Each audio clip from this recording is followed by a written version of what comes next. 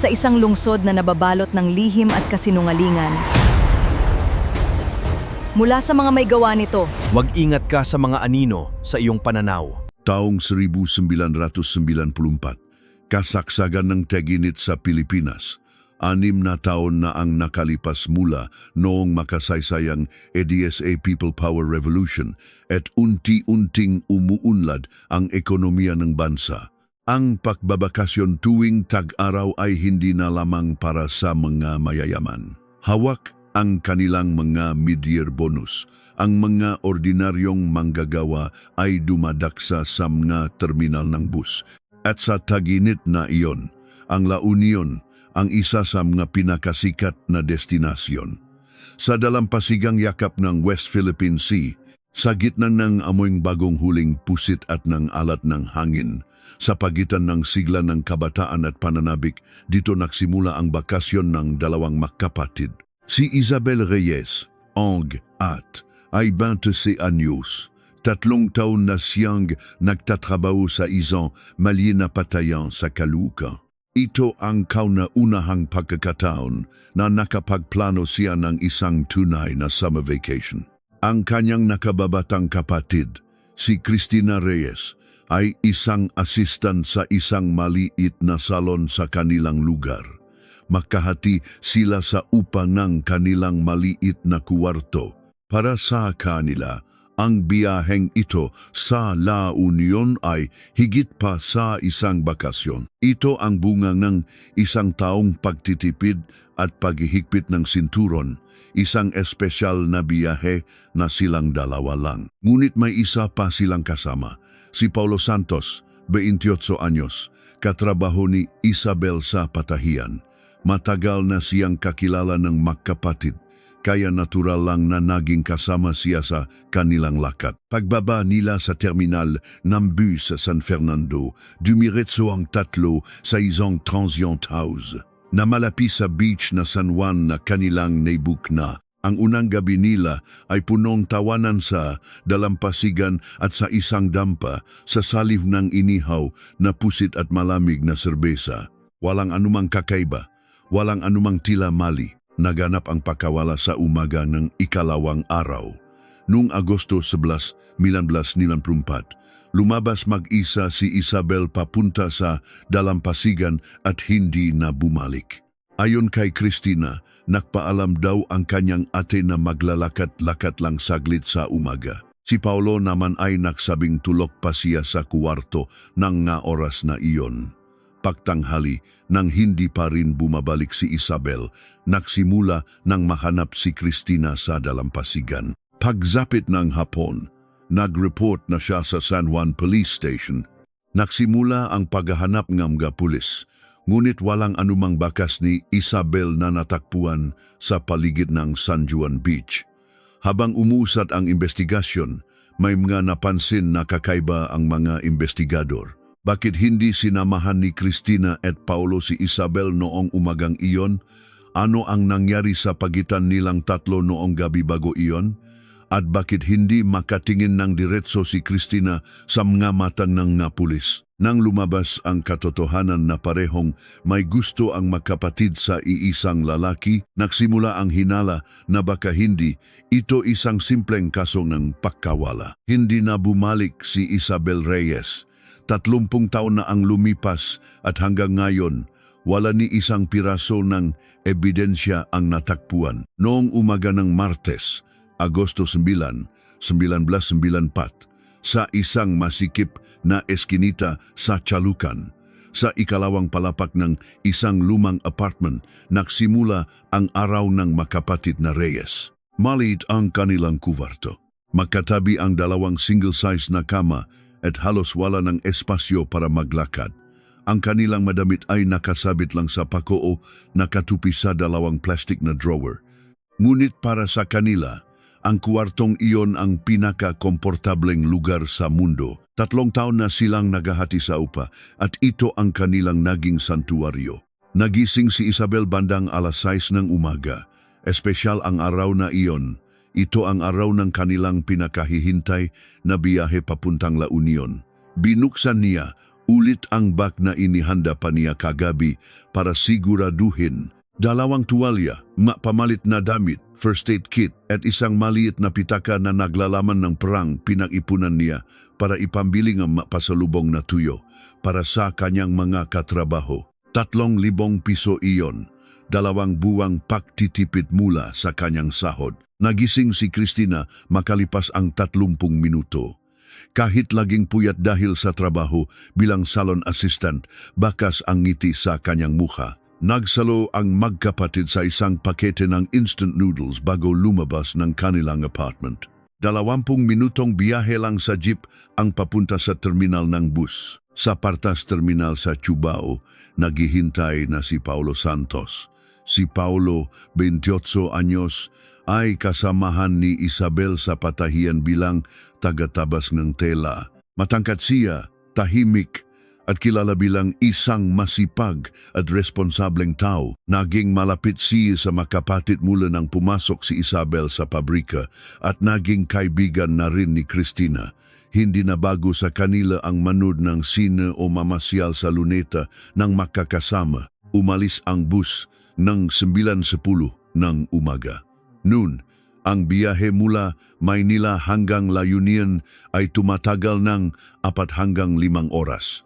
Habang binabaktas nila ang next at papasok sa mga palikong daan ng norte, unti-unting pumapasok ang sariwang hangin mula sa bintana. Si Isabel ay nakaupo sa tabi ng bintana, nakatanaw sa labas. Si Christina ay natutulog sa kanyang tabi habang si Paulo ay nasa kabilang hanay ng upuan, nagbabasa ng diaryo. Tahimik nilang ginugol ang oras ng biyahe sa kani-kanilang paraan. Dumating sila sa terminal ng San Fernando bandang 1:00 ng hapon. Sinalubong sila ng maalat na amoy ng dagat. Naalala ni Christina na huminga ng malalim si Isabel. Pumikit siya at inamoy ang hangin, sabi ni Christina sa mga pulis kalaunan. Sabi niya, nandito na rin tayo sa wakas. Ang tinuluyan nila ay isang maliit na transient house sa isang eskinita sa Urbistondo, San Juan. Luma ang 2 palapak na gusali. Promura ang upa at 5 minutong lakat lang papunta sa dalampasigan. Dinala sila ng matandang may-ari sa isang kwarto sa dulo ng ikalawang palapag. Makadugtong ang 2 silid, sa loop ang makapatid at sa labas si Paulo. Pagsapit ng hapon, pumunta sila sa beach. Ang La Union noong tag-init ng 1994 ay puno ng tao. Ang buhanginan ay puno ng gabakasyonista mula sa iba't ibang lugar. Ang bawat sulok ay punong amoy nga inihaw na pusit at malalakas na tawanan. Naglatag sila ng banik at naupo, pinanud ang mga alon. Mainit ang sikat ng araw, malamig ang tubig dagat, at sa gabing iyon, tila simple ang lahat. Naghapunan sila sa isang dampa malapit sa beach, 2 inihaw na pusit, isang pitzel ng beer, at isang order ng sinugbang isda sapat na para sa kanilang 3. Ayon kay Christina, mas madaldal si Isabel kaysa karaniwan, mukha siyang masaya. Matagal ko nang hindi nakitang ngumiti ng ganon si ate. Gabi, bumalik sila sa kani-kanilang silid. Habang lumalalim ang gabi sa La Union, walang sinuman ang nakakaalam kung ano ang pinag-usapan nilang 3. Sinabi ni Christina na magkatabi silang natulog ng kanyang ate. Sinabi ni Paulo na mag-isa siyang natulog sa silid sa labas. Hanggang sa sumunod na umaga, iyon lang ang parehong pahayag na binitawan nila. Agosto 11, 1994, Huwebes ng umaga. Sa transient house sa San Juan, La Union, nagising si Christina bandang 7:00. Wala na sa tabi niya ang kanyang ate. Mayos na nakatupi ang kumot at wala sa labas nakpinto ang tsinelas ni Isabel. Hindi ito pinansin ni Christina noong una. Madalas talagang maglakat mag-isa si Isabel tuwing umaga at nabanggit pa nito kagabi na gusto niyang maglakat sa dalampasigan kinaumagahan. Nagilamos si Christina at nagsipilyo sa banyong para sa lahat sa unang palapag. Tahimik pa ang buong bahay, tanging ang matandang may-ari lang ang gising na nagwawalis sa bakuran. Tinanong ni Christina sa matanda kung nakita niya ang kanyang ate. Sabing matanda, may nakita siyang isang dalaga na lumabas ng maaga para mag-ehersisyo. Nang tanungin kung anong oras, sinabing matanda na marahil ay bandang alas 6. Lumipas ang alas 8, hindi pa rin bumabalik si Isabel. Kinatok ni Cristina ang silit ni Paulo para gisingin siya. Sinabi niyang hindi pa umuuwi ang ate niya. Inaantok pang lumabas si Paulo at sinabing babalik din yun bago nagilamos. Nag-almusal silang dalawa sa isang kalapit na karinderya. Umorder sila ng tig-isang bowl ng mami, pero halos hindi ginalaw ni Cristina ang kanya. Hindi siya mapakali. Sumapit ang alas 10, naglakad sila papunta sa beach. Ang dalampasigan ng La Union sa buwan ng Agosto ay maaga pa lang ay puno ng tao. Nilakad nila ang buhanginan, hinahanap si Isabel. Inaalala nila ang suot ni Tong, paboritong light blue, na striped t-shirt at puting shorts. Ngunit hindi nila ito makita kahit saan. Nilakad nila ang buong haba ng beach, mula dulo hanggang sa may seawall at sinilip ang mga kalapit na tindahan. Wala. 11:30 ng umaga, tumakbo si Cristina sa payphone sa unang palapak ng kanilang tinutuluyan.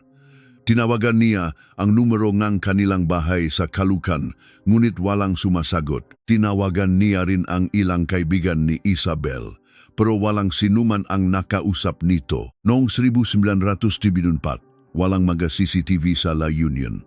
Walang kamera sa pasukan ng beach, sa eskinita ng transient house o sa paligid ng terminal. Walang anumang nakapag-record kung saang direksyon nagpunta si Isabel, kung sino ang nakasalubong niya o kung ano ang nangyari sa kanya. Pagsapit ng tanghali, ang kaba ni Cristina ay naging takot. Paulit-ulit na sinasabi ni Paulo na babalik din yun, pero hindi na niya ito mapaniwalaan. Hindi ganun ang ate niya, hindi ito basta-basta mawawala sa isang lugar na hindi pamilyar sa kanya ng walang pasabi. Ipinaliwanag ni Cristina ang sitwasyon sa may-ari ng transient house at bandang 1:30 ng hapon. Tumawag siya sa San Juan Police Station. Dumating ang mga pulis makalipas ang alas 2. Dalawang investigador ang kumausap kina Cristina at Paulo nang makahiwalay. Sinabi ni Cristina na lumabas ang kanyang at bandang alas 6 ng umaga para maglakad at hindi na bumalik. Wala raw silang naging pagtatalo o anumang kakaiba noong gabi bago iyon. Sinabi naman ni Paulo na tulog siya hanggang alas 8 at hindi niya nakitang umalis si Isabel. Agad na nagsimula ng paghahanap ang mapulis sa buong San Juan. Sinuyot nila ang buhanginan, ang seawall, ang mga eskinita at ang mga tindahan. Nakipag-ugnayan din sila sa terminal ng bus para tingnan ang listahan ng mga pasahero papuntang Maynila noong umagang iyon. Pero wala rin ang pangalan ni Isabel. Wala ring taxi driver na nakapagsabi na may isinakay silang babaeng nakaswot ng light blue na striped t-shirt. Pagsapit ng hapon, maingat na nagtanong ang isang investigador kay Cristina. Possible kayang gusto ang ate mo na maglayas. May mabigat pa siyang problema. Umiling si Cristina, 1 taon niyang hinintay ang biyaheng ito. Sabi niya, kagabi lang, pinag-usapan pa namin kung ano ang kakainin namin bukas. Lumubog ang araw, pero hindi pa rin lumitaw si Isabel. Naiwan si Cristina sa kanilang kuwarto. Nandun pa rin ang bag ng kanyang ate, kasama ang hindi pa nagagamit na first aid kit at ang maliit na pitakang may lamang pambili ng pasalubong. Kinuha ito ni Cristina at matagal na tinitigan. Hindi umimik si Paulo ng gabing iyon. Sa labas, sa kahabaan ng gadampa kung saan sila masayang, kumain ng inihaw na pusit, nagpatuloy ang buhay sa La Union na parabang walang nangyari. Agosto 12, 1994. Ikalawang araw ng pakawala ni Isabel, sinimulan ng San Juan Police ang isang mas malawak na search operation. Si Police Sergeant Gomez, ang hepeng ang investigasyon, ay hindi na maalis sa isip na baka hindi ito simpleng pagkawala o aksidente. Isang 26 anyos na babae na nawala nang iniwan ang lahat ng gamit at pera. Walang anumang babala. At ang mga salaysay ng dalawang kasama ay tila napakaikli at simple. Hinati niya ang paghahanap sa 3 direksyon. Una, ang dagat. Nakipag-ugnayan sila sa Philippine Coast Guard para suriin ang karagatan at ang paligid ng seawall. Madalas ang makaso ng pagkalunod tuwing tag-init, kaya kailangan nilang alisin ang posibilidad na ito, ngunit walang natakpuan ang madifers. Ikalawa, ang makalugar papasok ng probinsya. Posibleng naglakad si Isabel papunta sa ibang direksyon, ngunit wala ring nakitang anumang bakas. Ikatlo, ang mas malawakang pagtatanong sa buong bayan. Isa-isang pinuntahan ng mga pulis ang matindahan, kainan at terminal. Paulit-ulit ang tanong, nakita niyo ba ang isang babaeng 6 anyos, nakaswot ng light blue na striped t-shirt at puting shorts? May isang may-ari ng kainan na nakapagsabi na nakita niya ang babae kasama ang dalawa panong gabi bago ito mawala, ngunit alam na nila iyon. Walang ibang nakakita sa kanya pagkatapos nun, lumipas ang ikalawang araw ng walang anumang lead. Samantala, nakontak na ang magulang ni Isabel sa Chalucan. Agad na bumaba papuntang La Union ang kanilang ama, si Mang Lito. Nasa edad 60 na siya, ngunit sa isang gabi lang, tila tumanda siyang 10 taon. Iginit niya na hinding-hindi maglalayas ang kanyang anak. Lagi pong nagpapaalam ang anak ko, kahit kailan, hindi yan umalis ng walang pasabi. Dahil dito, mas pinaktuunan ng pansin ng investigador sina Cristina at Paolo. Pinatawag ulit sila sa istasyon. Mas detalyado na ang matanong ngayon, anong oras sila natulog? Nagising ba sila sa kalagitnaan ng gabi?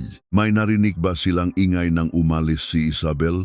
Mayroon ba silang pinag-awayan? Mahinahon na sumagot si Cristina. Mga alas 11 raw sila natulog at hindi na nagising hanggang umaga. Hindi raw sila nagwaingatan niya, ganun din ang sinabi ni Paolo. Nakainom daw siya kaya maagang nakatulog at wala siyang alam hanggang sa ginising siya ni Cristina. Pinakinggan ni Sgete Gomez ang kanilang masalaysay. Walang direktang kontradiksyon. Ngunit bilang isang bihasang investigador, may nararamdaman siyang hindi tama. Masyado silang kalmado. Mahigit isang araw nang nawawala ang kanilang kasama, pero walang luha, walang pagpapanik. Lalo na si Paolo na nakapatong lang ang mga kamay sa kanyang tuhod at sumasagot lang ng maikli. Sa ika-4 na araw ng paghahanap, isang mahalagang testimonya ang lumabas. Ang may-ari ng isang sari-sari store sa tapat ng transient house ay lumapit sa mga pulis. Sinabi niya na nung madaling araw na Agosto 11, habang binubuksan niya ang kanyang tindahan bandang 5:30 ng umaga, may nakita siyang kakaiba. 2 tao ang lumabas mula sa eskinita ng transient house. Ang isa ay naglakad mag-isa papunta sa direksyon ng beach. Ang isa naman ay sandaling tumayo doon bago bumalik sa loob. Tingin ko parehong babae, sabi niya. Agad na pinatawag ulit si Cristina. Lumabas ka rin ba noong madaling araw na yon? Tanong ng pulis. Sandaling natahimik si Cristina. At sa unang pagkakataon, binago niya ang kanyang salaysay. Alam ko po na lumabas si ate. Hinatid ko siya hanggang sa kanto bago ako bumalik. Nang tanungin kung bakit hindi, niya ito sinabi agad. Yumuko lang si Cristina at hindi sumagot ng matagal. Kalagitnaan ng Agosto 1994, 1 linggo na ang nakalipas mula nang mawala si Isabel. Dahil sa pagbabago ng salaysay ni Cristina, muling sinuri ng mga investigador ang direksyon ng kaso. Opisyal nang tinignan ang posibilidad na hindi ito simpleng pagkawala. Nagpasya si Sgete Gomez na mag-focus sa investigasyon kina Cristina at Paolo. Ngunit agad silang sumalubong sa isang pader. Walang pisikal na ebidensya, walang CCTV, at ang tanging testigo ay ang may-ari ng sari-sari store na hindi naman nakita ng malinaw ang mga mukha. Pumunta ang mga investigador sa Maynila para kausapin ang mga katrabaho nila sa Caloocan. Nang tanungin tungkol sa relasyon nina Isabel at Paolo, naging maingat ang sagot ng makatrabaho, pero isa lang ang kanilang punto. Alam ng lahat sa pabrika na may gusto si Isabel kay Paolo. At si Paulo ay tila may espesyal na paktingin din kay Isabel. Ngunit may isang kasamahan na nagbigay ng hindi inaasahang impormasyon. Isang malapit na kaibigan ni Isabel ang nagsabi, hindi lang po si Isabel ang gusto ni Paulo. May mga nakakita sa kanya na kasama ang kapatid niyang si Cristina. Kumalat daw ang sismis na palihim silang nakikita. Walang nakakaalam kung alam ito ni Isabel. Agad na tinanong ulit si Cristina. Nang tanungin kung nakita ba sila ni Paulo nang sila lang, itinanggi niya ito sa simula. Ngunit nang magbigay ang mapulis ng mapetsa at lugar, muli niyang binago ang kanyang salaysay. Ilang beses po, pero makaibigan lang kami. Nang tanungin kung alam ito ngang Atenea, hindi siya sumagot. Nang tanungin si Paulo, sinabi niyang malapit lang talaga sila ni Cristina, pero hindi niya kailanman niloko si Isabel. Patuloy na nakakasalungatan ang kanilang nga pahayag. Pagsapit ng 3 linggo, natigil ang investigasyon. Walang katawan, walang gamit, walang testigo. Ang tanging magagawa ngang mapulis ay paulit-ulit na tanungin ang parehong nga tao. Oktubre 1954, habang papalipas ang tag-init sa La Union, ang kaso ng pakawala ni Isabel Reyes ay opisyal nang naging isang cold case. Hindi ito isinara. Ngunit nabavazan ang mga investigador na nakatutok dito. Si CGT. Gomez na lang ang paminsan-minsang tumatawag sa masangkot. Lumipas ang mataon. 1995, 1996, buwan-buwan. Tumatawag si Mang Lito sa San Juan Police Station para kumustahin ang kaso, ngunit higit pa roon para ipaalala na huwag kalimutan ang pangalan ng kanyang anak. Umalis si Cristina sa kanilang kwarto sa Caloocan at lumipat. Hindi niya sinabi sa kanyang mga magulang kung saan. Nag-resign din si Paulo sa pabrika at nawala, walang nakakaalam kung nasaan silang dalawa. Noong 1997, tumama ang Asian Financial Crisis sa Pilipinas. Sa panahong abala ang lahat sa pag-aalala para sa kanilang kabuhayan, mas lalong nalimutan ang pangalan ng babaeng nawala sa dalampasigan ng La Union 3 taon na ang nakalipas. At noong 2001, 7 taon matapos ang insidente, nakatanggap si Skete Gomez ng isang hindi inaasahang tawag. Isang mangingisda mula sa Ilocos Norte. Nanginginig ang kanyang boses nang sabihin niyang, may nakuha po ako sa dagat. Tingin ko kailangan niyong makita ito. Setyembre 2001, sa karagatan ng Ilocos Norte. Habang hinihila ng mangingisdang si Mang Cardo ang kanyang lambat, napansin niyang may sumabit na damit.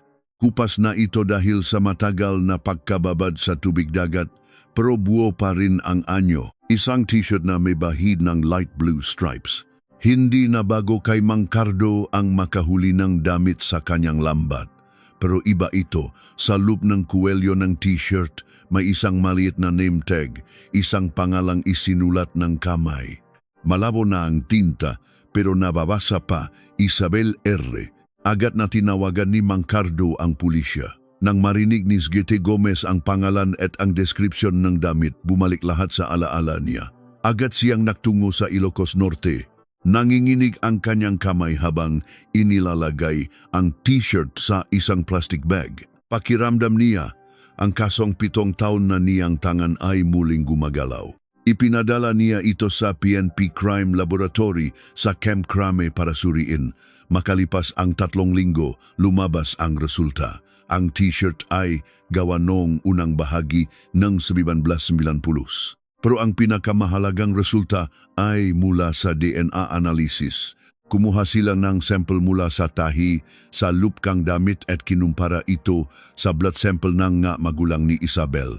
Noong Nobyembre 2001, lumabas ang resulta, 99,097% match. Ang t-shirt ay kay Isabel Reyes. Nalaman ni Mang Lito ang balita sa telepono. Matagal siyang hindi nakapagsalita. Alam na niya kung ano ang ibig sabihin nito, ang maliit na pag-asa na baka buhay pa ang kanyang anak sa kung saang lugar ay unti-unting gumuho. Agad na binuksan muli ni Skete Gomez ang investigasyon. Ang karagatan kung saan natagpuan ang damit ay humigit kumulang 100 kilometro pahilaga mula sa San Juan, La Union. Ayon sa mga eksperto sa ocean current, posibleng maanot ang isang bagay mula La Union papuntang Ilocos Norte sa lupngang ilang taon. Kung natagpuan ang damit, malaki ang posibilidad na nasa karagatan ding iyon ang katawan. Muling nahanap ang Coast Guard sa lugar, ngunit wala na silang ibang natagpuan. Walang puting shorts, walang sinelas, walang katawan. Bumalik si SGT Gomez sa kanyang malumang tanong. Nalunot nga ba si Isabel? Aksidente ba siyang nahulog sa dagat? Kung ganun, bakit hindi natagpuan ang kanyang katawan? At higit sa lahat, bakit hindi masabi ni Christina kung saang direksyon talaga napunta ang kanyang ate? Isang t-shirt ang lumitaw pagkatapos ng 7 taon. Ngunit imbes na magbigay ng sagot, mas marami pa itong iniwang tanong. At ngayon, kailangan nang hanapin ni SGT Gomez sina Christina at Paulo. Huling bahagi N 2001. Sinimulan ni SGT Gomez na hanapin sina Christina at Paulo sa pamamagitan ng kanilang ma-record. Natunton niya ang address ni Christina sa Cavite. Ngunit ang mas ikinagulat niya ay ang pangalan ng kasama nito sa bahay, Paulo Santos. Makasama silang nakatira. Pinuntahan ni Sergeant Gomez ang address. Si Christina ang nagbukas ng pinto. Ang mukha niya na 23 anyos noon ay isa ng trentanera. Nanigas siya nang makita ang investigador. Pumasok si SGT Gomez. Si Paulo ay nakaupo sa sofa at dahan-dahang tumayo. Dahan-dahang nagsalita ang pulis. Natakpuan na ang damit ng etmo. Nakmatch ang DNA. Panahon na para sabihin ninyo ang totoo. Pumikit si Christina. At sa unang pagkakataon sa loop ng 7 taon, ikinuwento niya ang nangyari noong gabing iyon. Nagkaroon sila ng pagtatalo. Nalaman ni Isabel ang tungkol sa lihim na relasyon nila ni Paulo. Bago pa man ang biyahe, may nagsabi na sa kanya. Hindi niya kinansela ang bakasyon dahil gusto niyang personal na marinig mula sa kanila ang katotohanan. Gabi sa kanilang kwarto, inamin ni Christina na gusto niya si Paulo. Matagal na, magdamag silang nag-usap. Umiyak si Isabel, umiyak din si Christina habang si Paulo ay walang masabi. Bandang 4:00 ng madaling araw, sinabi ni Isabel na lalabas siya para magpahangin. Sumunod si Christina hanggang sa kanto. Naglakad ang kanyang ate papunta sa direksyon ng beach. Iyon na raw ang huling pagkakataon na nakita niya ito. Bakit hindi mo sinabi ito noon? Tanong ni SGT Gomez. Matagal na natahimik si Christina. Natakot po ako na ako ang pagbintangan. Pagkatapos naming mag-away, nawala siya. Akala ko, ako ang sisisihin. Ganun din daw ang dahilan ni Paulo. Natakot sila, kaya nanahimik sila sa loob ng 7 taon. Kung totoo ang sinabi ni Christina, posibleng nadulas si Isabel sa dagat o sinadya niyang magpakalunod dahil sa bigat ng kanyang nararamdaman, ngunit may isang bagay na bumabagabag pa rin kay SGT Gomez.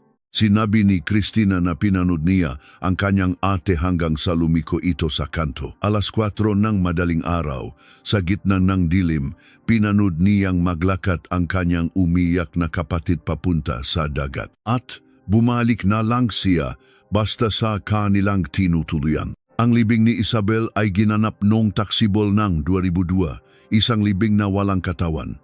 Inilagay ni Mang Lito ang litrato ng kanyang anak at ang t-shirt na nakuha mula sa dagat sa isang maliit na kahon. Hindi pumunta si Christina at Paulo.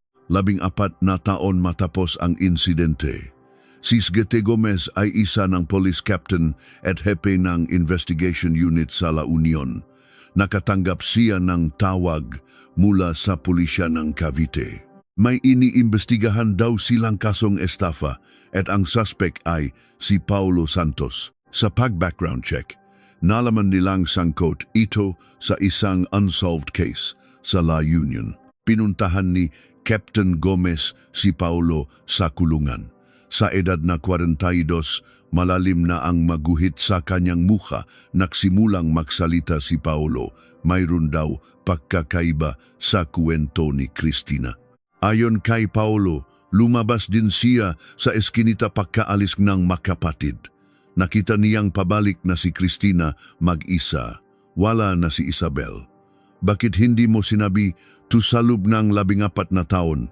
Tanong ni Gomez. Natakot ako kay Cristina. Sagot ni Paulo. Pakiramdam ko may alam siya at kung magsasalita ako, baka kung anong mangyari sa akin. Kakaiba raw ang ekspresyon sa mukha ni Cristina nang makita niya itong pabalik. Agad na hinanap ni Captain Gomez si Cristina, ngunit wala na siya sa bahay nila sa Cavite. Naglaho siya matapos maresto si Paulo. Muling binuklat ni Gomez ang file ng kaso. Ang testimonya ng mayari ng sari-sari store. 2 babae ang lumabas, isa ang nagpunta sa beach, isa ang bumalik. Paliwanag ni Cristina, hinatid niya lang ang ate niya. Pero ngayon, may salaysay si Paulo na mag-isang pabalik si Cristina na may kakaibang itsura. Ang lumang tanong ay muling bumalik. Hinatid lang ba ni Cristina ang kanyang ate o magkasama silang pumunta sa dalampasigan at mag-isa lang siyang bumalik? 19 na taon matapos ang insidente. Natakpuan si Cristina. Isang social worker ang nakakita sa kanya sa isang liblib na barangay sa bundok ng Rizal. Nakatira siya mag-isa sa isang inayos na abandonadong bahay. Walang rehistro at ayon sa mga kapitbahay, ilang taon na siyang tahimik na naninirahan doon. Pinuntahan siya ni Captain Gomez. Hindi na nagulat si Cristina. Alam kong darating din kayo, sabi niya. Sa pagkakataong ito, hindi na siya nag-atubili. Ikinuwento niya ang lahat na parang naglalabas ng isang mabigat na dalahin. O makasama silang pumunta sa dalampasigan. Nag-usap sila ng matagal. Bago sila magiwalay, sinabi raw ni Isabel na gusto ko munang mapag-isa. Kaya umalis si Cristina at iniwan siya doon. Nang lumingon siya, nakita niya ang kanyang ate na nakaupo mag-isa sa may tabi ng tubig kung saan humahampas ang alon. Iniwan ko siya, sabi ni Cristina. Iniwan ko ang kapatid ko na mag-isa sa harap ng alon sa madaling araw. At sa loob ng 19 na taon, araw-araw ko itong pinagsisihan. Walang ebidensya para patunayan kung nagsisinungaling si Cristina o kung nagsasabi siyang totoo. Inimbestigahan siya pero walang matibay na kaso laban sa kanya. Pumanaw si Mang Lito noong 2015 hanggang sa huli hindi niya nalaman ang buong katotohanan. Ang kaso ng pakawala ni Isabel Reyes ay nananatiling unsolved. Si Cristina ay patuloy na naninirahan sa Rizal. Si Paulo, matapos makulong, ay hindi na alam kung nasaan. Ang transient house sa San Juan ay Geneva na at pinalitan ng isang coffee shop. Sabi ng taga Rizal, tuwing sasapit ang Agosto, bumibiyahe raw si Cristina papuntang La Union. Mag-isa siyang naglalakad sa dalampasigan hanggang sa dulo at doon ay matagal na nakaupo bago umuwi. Minsan, may nagtanong sa kanya kung bakit niya iyon ginagawa. Maikli ang kanyang sagot, para humingi ng tawad sa ate ko. Kung iyon na ba ang buong kwento o mayroon pa siyang hindi sinasabi, hindi natin alam. Tanging ang alon ng La Union noong madaling araw ng 1994 ang nakakaalam ng sagot. At sa loob ng 30 taon, ang mag-aalong iyon ay nananatiling tahimik.